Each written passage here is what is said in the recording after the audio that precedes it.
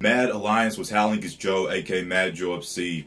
So the MADTalk Avengers Infinity War videos are continuing just for a little bit longer, but I've wanted to discuss all the fights and battles within the movie, so that's what the next few videos are going to be. I want to discuss the New York battle, which is going to be what this video is now. I want to discuss the Titan battle as well, and I want to discuss the battle in Wakanda also, and maybe the fight between Corvus Glaive, approximately midnight, Cap, Falcon, Nat, Wanda, and Vision. I might do a video for that fight as well, just because it seems like it's being a little overshadowed by the other fights. But in this video, I want to talk about the first fight really was Hulk versus Thanos, but big epic scale battle wise, I want to talk about the Battle of New York V2, I guess you could call it. I don't know if I'd really call it a battle though. Maybe just a fight, because the battle was like the Battle of New York in the first Avengers. It was a complete all-out battle, you know, the entire Avengers, entire team, and then the Chitauri, that's another entire team. So it was like two entire teams going at it across the entire city. I consider that a battle, but this, I maybe just considered a fight just because it was against just a few people. But anyway, I'll actually talk about first, before the fight even started, when Doctor Strange used his portal to go to Tony Stark, and that moment was so amazing. Like, it was, moments like this were so amazing. Seeing characters that we've never seen interact with each other, seeing them interact with each other for the first time, just seeing Strange be like, Tony Stark, we need your help. And then it was awesome seeing Tony and Bruce meet back together. Tony's like, we, who do you mean we? And then you just see Bruce come out, you know, he's all shooken up because of Thanos. And I really liked how, Bruce knew who Thanos was. So he was explaining it to Tony and Strange and Wong, because Strange didn't even know who Thanos was, which is actually a little bit surprising to me. I'll get into that in a second, but yeah, Strange, when Bruce has said Thanos is coming, Strange was like, who? You know, right before it cut to the epic title card, Avengers Infinity War. But it surprised me that Strange didn't know who Thanos was, because in Thor Ragnarok, Strange has said he's been keeping a watch list of dangerous individuals, and he knew about Loki, but well, never mind, because I guess because the masters and the mystics arts, the sorcerers, their job is to protect the earth from mystical type threats, not necessarily protect the entire universe. And also, Thanos isn't really a mystical threat how Loki is. You know, Loki, he's the god of mischief. He's in terms of powers and abilities, he's in a way almost on a level that Strange is. You know, they both deal with magic and, stuff like that. But Thanos isn't really a mystical threat, more of just brute force, so I guess I understand that, but still, it was awesome. Bruce basically explaining to them who Thanos is, what he's been doing, going from planet to planet, and then also now he's recently been trying to get the stones. Then it was awesome seeing, because we saw the stones explained to the Guardians by the Collector, and the Avengers know little about the stones, but then we got to see the stones really being explained to, like, the main Avengers, like Tony and Bruce. We got to see the stones being explained to them by Doctor Strange, and then he showed them that he even had a stone himself. So that was really awesome. Bruce was like, look, Tony, it doesn't matter if you and Steve aren't talking. Tony was like, well, the Avengers aren't the Avengers anymore. Bruce and Thor had to be caught up with. Thor actually wasn't caught up at all. I'm pretty sure he will be in Avengers 4. But yeah, Bruce, Tony was like, look, the Avengers are split apart, and Bruce was like, look, well, that doesn't matter now, okay?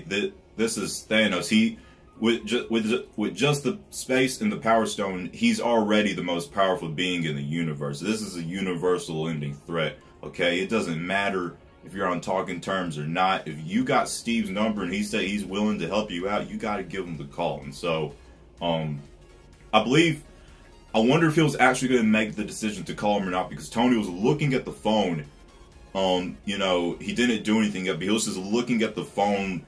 It was making a face kind of like, I really don't know if I want to do this, but at the same time, I really do think I need to do this. And then you just hear the noise outside. In this scene, I really want to talk about this scene specifically. This scene, it felt... I remember in my movie review, actually, I said this scene felt dark. What I really meant is this scene felt intense. This scene felt real. And what I'm talking about is when they walked outside, they saw all the panic. Like, the first time I watched it in the theater, like, it felt like it was like the end of the world. Like, it felt like I was there, and it felt like the end of the world was happening. That's how it felt. And that's, the Russo brothers actually did a little video talking about that scene. They were saying that's exactly how they wanted it to feel. They wanted it to feel intense. They wanted it to feel very real. And so that's why they did the whole thing in one shot as well. If you noticed, it was all taken in one shot. It was real. It was freaking amazing seeing Tony and Doctor Strange walking side by side with each other. Tony was like, yeah, you probably want to put that stone somewhere safe. And, you know, Strange using his hands to make his magic things wherever they are. I don't know what to call them.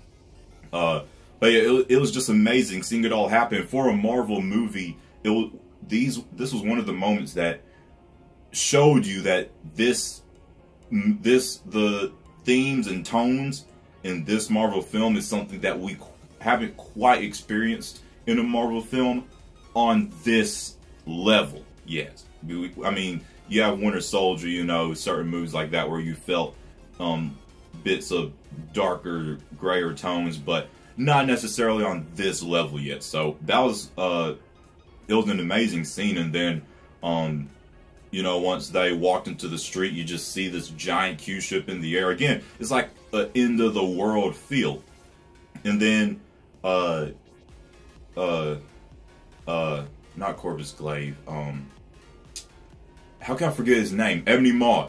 Ebony Maw and Cole Obsidian, they just like, and that's what I really like, is that Thanos got busy, like, right? Well, at the end cutscene of Age of Ultron, he had said, that's when he said he would do it himself. But then once we actually see him in Infinity War, he got busy, like, he got busy getting the stones one after one, right after the other. He really got busy. So, Cole and Maw, they were there for the Time Stone. They knew that there were 2 more stones on Earth, and they were there for the Time Stone.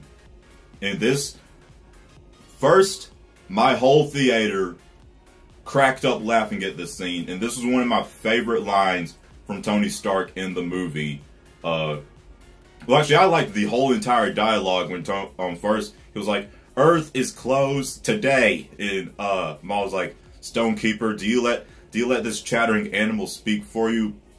And I forgot exactly what Strange said. He had said, I think he said something like, "You're trespassing on this city and this planet." Tony was like, "It means get lost, Squidward," so casually, and the whole theater cracked up. Everybody busted out laughing the first and second time that I saw it, but especially the first time. Everybody in the theater started laughing. It was a great moment. And what happened? Oh yeah, the suit up. After this, the suit up. So I'm not even going to lie. This was on, and it's not. This didn't make me like the film any less, but I do have to bring this up since I'm talking about this. First, the suit up was absolutely amazing. Okay, it was A1. Okay, but when Tony's helmet came around him, even in the final cut, it was kind of meh. And I wasn't watching it in IMAX or anything, so maybe that's why, I don't know. But even in the final cut, that shot of his helmet coming around him, both times I watched it, I was like, I think that could have been touched up a little bit. But like I said, that's just a nitpick. It didn't make me like the film any less. And all of the scenes after that, the suit looked freaking amazing, okay? It looked absolutely boss and absolutely amazing. It was literally just that one shot that made me go, about the suit. But all the other shots of the suit, it looked absolutely amazing to me. I had no problems at all. And then after that, Iron Man and Cole Obsidian had a pretty good fight. And then we see and this is one of the things that I love about Spider-Man, especially now that he's in the MCU, you know, like, he was in New York, he was just passing, well, not really just passing the Stark Tower, but they were on a bridge and you could see the Stark Tower. Oh my god, this was also one of the best moments in the film that made everybody laugh, was when Peter was like, oh god, Ned, I need a distraction.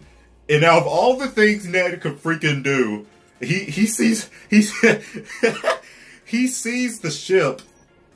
Ned sees the ship, and then instead of creating a distraction to keep everybody calm and stuff, he just goes, we're all gonna die. Everybody starts panicking. They start looking out the window at the ship, and it gives Peter a nice, good chance to escape. And then also we have the awesome Stan Lee cameo saying, like, you've never seen a spaceship before, you know, probably referring to the Battle of New York from the first Avengers. And like I said, I said one of the things I like about Spider-Man, especially in the MCU, is that, you know, he's in New York, he's friendly neighborhood Spider-Man, so he automatically sees this threat. It's this giant freaking Q-ship in the sky. But that doesn't matter to Peter. He's like, this could be trouble, and if there's anything I can do about it, I should try and do something about it, you know? And he's just a kid. So that's one of the things that I really love about Peter. And, so Bruce isn't, not Bruce, Hulk, he isn't coming out to help, and Spider-Man actually saves Tony, because Tony was about to get walked by Cole Obsidian's hammer or whatever it was. I don't know what it was, but it actually looked really awesome. But this is one of the other things I love about Spider-Man, especially in the MCU, is that we didn't get his origin story, you know, how he got his powers and learning how powerful he is. We just saw it unfold how powerful he is. Like in the Civil War, you know, we see him hold up that crate, and then in Spider-Man Homecoming, he lifts up the rubble, you know, some other things that happen. And then in this movie, we see him stop Cole Obsidian's hammer. So, like, I love how it wasn't explained to us in the MCU how he got his powers and how strong he is. We just see it all unfold in front of us, you know, and just this kid, you know, Peter Parker, just this kid, it's way stronger than people like Tony Stark and Captain America. Remember, this Spider-Man in Infinity War, this is like 2 years after Spider-Man Homecoming, so I'm pretty sure he's had some, you know, he's, well, I don't know if he's had any big-time battles between then and now, but he's had 2 years to be Spider-Man, so he's more experienced. Do we even see that? Because, you know, in Spider-Man Homecoming, he was like, I'm afraid of heights when he was climbing the Washington Monument. But then in Infinity War, we see him swing. We finally, in the MCU, see Spider-Man swinging around buildings in New York City. That was one of my favorite scenes alone in the film. Just seeing Spider-Man in Marvel Cinematic Universe, Spider-Man swinging around buildings. It was just so amazing to see. It was absolutely amazing. And then while that was going on, Ebony Maw and Doctor Strange, they had a really good confrontation as well. Strange, he had a spell on the Eye of Agamotto so that Maw couldn't get the Time Stone. Maw was like, okay, well, if you're just gonna be a douchebag and do this, I'll just take it off your corpse myself. Corpse, not course. And well, he actually knocked Strange out. I don't know exactly I can't remember exactly what happened, but he actually ended up making Strange unconscious, and he was going to take him aboard the Q ship. Spider-Man tried to save him, and they both ended up going aboard the Q ship. And this was a very, very intense moment. Spider-Man, like 17-year-old kid, Spider-Man on this Q ship that is now going out of orbit. He can't breathe. You know, he's losing his breath. He's losing consciousness. Tony's like, Pete, just let go, okay? Don't worry. I'm gonna catch you. I got you. And so he deployed the Iron Spider suit. Iron Spider suit shot up, caught Peter just in time, had the amazing transformation. And I remember lots of people were wondering how the Iron Spider suit was going to be, what it would be made out of. So basically, it's just nanotech. It's the same thing as Tony Stark's Iron Man Mark 50. So you see the nanotech go all around him over his old suit, which makes me think this whole time he had the Iron Spider suit on over his regular Spider-Man suit. So imagine how hot that must have been, like layers upon layers upon layers. Like, wow, that's crazy. But it was still very awesome to see just the Iron Spider suit in its full glory for the first time. Not in a trailer, not on YouTube or anything, but on the big screen. It was absolutely amazing. And it was funny, Tony, he told Friday to deploy his suits. He was like, okay, kid, you're good. You've done your job. But now things are getting crazy, crazy intense. And we're about to head into space. So yeah, you need to get home, kid. And he actually, Peter actually hung on to the Q ship. And I don't know if he meant to do that on purpose, because we saw the parachute deploy, but like it didn't send Pete down to Earth. Like it kind of made him turn around to the back of the Q ship where he was hanging, where we saw him hanging on his strand of web. So I don't think it's like Peter really meant for that to happen, but you know, it just kind of happened on its own because of the way that the parachute deployed. But either way, he was like, I should have just stayed on the bus anyway. I should have just stayed on my field trip. And after, I think that was pretty much it. That pretty much actually wraps up that battle. And then this was actually the moment that Bruce called Steve. Wong was like, well, there's nobody at the Sanctum. The Sanctum has to be protected. So I gotta go back to the Sanctum. What are you gonna do? And then Bruce was just like, I'm gonna make a call. And he called Steve. And so I guess he made his way on his own to the Avengers facility, because he was with Rhodey when he had met with Steve. But yeah, I guess he called Steve and told him that he needed to make sure Vision was okay, because he has one of the Infinity Stones. That's what Thanos is after. And after that, it pretty much wrapped up that New York battle. That's the main battle that I want to talk about in this video. The other battles, I'll talk about those in specific videos for those. But yeah, I just wanted to basically just talk about the whole thing the whole way through, and talk about how I felt and what I thought of everything during that battle. If you guys enjoyed my discussion, let me know what you thought, and let me know what you thought of the battle. Everything that I talked about in this video, let me know what you thought of the entire battle, like specific parts. Maybe Cole Obsidian versus Iron Man. You know, seeing Spider-Man in action again, Doctor Strange versus Ebony Maw. Anything from that battle that you want to talk about in specific, talk about down below in the comment section with me. You guys know that I read as many comments as I can, as many comments as I see, and I love conversing with you guys, okay? Links for my social media will be down below in the description box. Mad, smash the like button.